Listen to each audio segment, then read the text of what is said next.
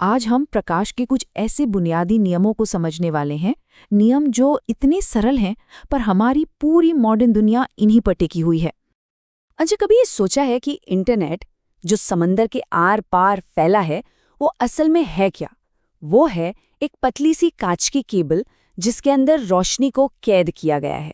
लेकिन सवाल ये है कि रोशनी जो हमेशा सीधी लाइन में चलती है उसे एक पतले से तार के अंदर फंसाकर हजारों किलोमीटर तक कैसे ले जाया जा सकता है?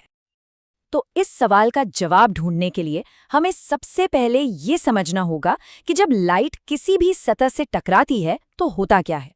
सबसे पहली और सबसे सीधी सादी चीज जो हो सकती है वो है बाउंस, ठीक है, गेंद की तरह। और इसी बाउंस को हम विज्ञान में कहते हैं रिफ्लेक्शन या परावर्तन।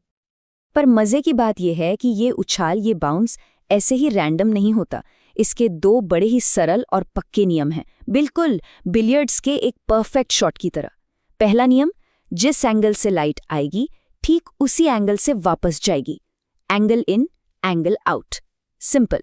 और दूसरा नियम यह है कि आने वाली किरण, जाने वाली किरण और सतह से 90 डिग्री पर खींची गई एक लाइन, ये तीनों हमेशा एक ही प्लेन में, मतलब एक ही सीध में रहते हैं।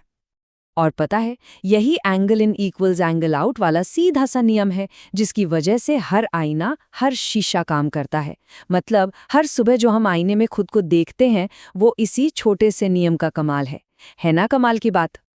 ठीक है, बाउंस वाली बात तो समझ आ गई, लेकिन तब क्या होता है जब लाइट किसी सतह से टकराकर बाउंस होने के बजाय उसके आर पार निकल जाए, मतलब उसके अंदर चली जाए, जैसे पानी में या फिर कांच में?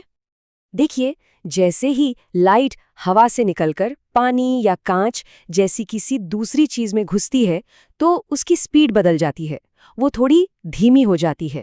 और बस स्पीड में आया यही बदलाव उसकी दिशा को थोड़ा सा मोड़ देता है। ये बेंड होना ही सारा खेल है। और हाँ, कोई भी चीज लाइट को कितना धीमा कर सकती है, इसे नापने के लिए एक खास टर्म है रिफ्रैक्टिव इंडेक्स या अपवर्तनांक।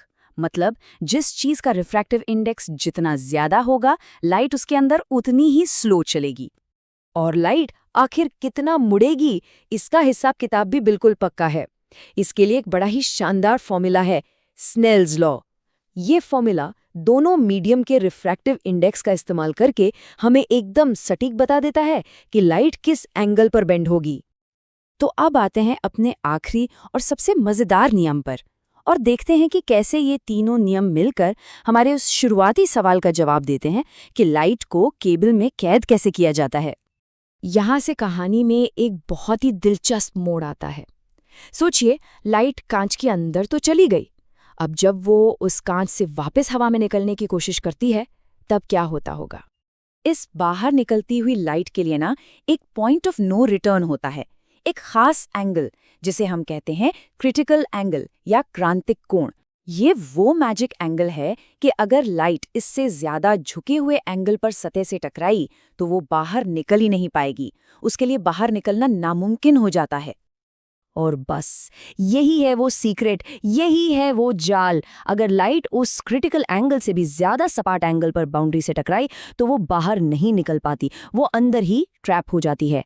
और वो जो कांच और हवा की बाउंड्री है ना, वो एक परफेक्ट शीशे की तरह काम करने लगती है जो लाइट को 100% वापस अंदर ही रिफ्लेक्ट कर देती है।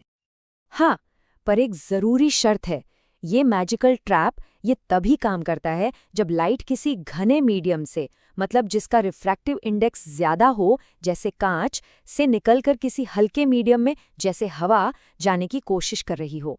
अगर इसका उल्टा हो, मतलब लाइट हवा से कांच में जा रही हो, तो ये नहीं होगा।